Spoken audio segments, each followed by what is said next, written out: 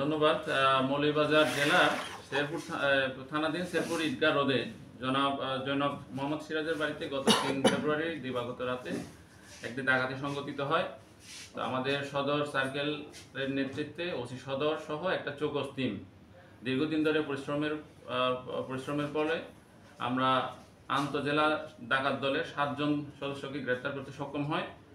তাদের প্রত্যেকের বিরুদ্ধে 10 থেকে 12টা করে ডাকাতির মামলা আছে এবং তারা ওয়ারেন্টভুক্ত আসামি।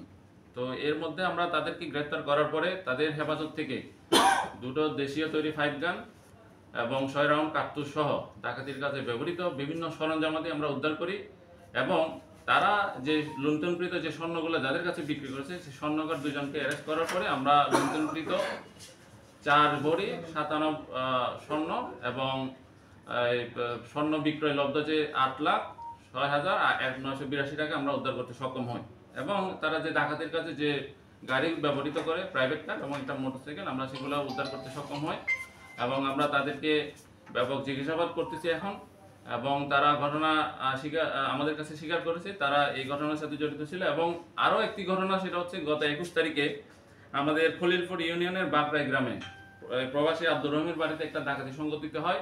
এটাও আমাদের সদর থানায় মামলা হয়েছে, সেটাও আমরা এই ঘটনার সাথে তারা সম্পৃক্ত বলে এটা আমরা আমাদের কাছে প্রমাণ আছে, আমরা এই মামলায় তাদেরকে অ্যারেস্ট দেখাবো।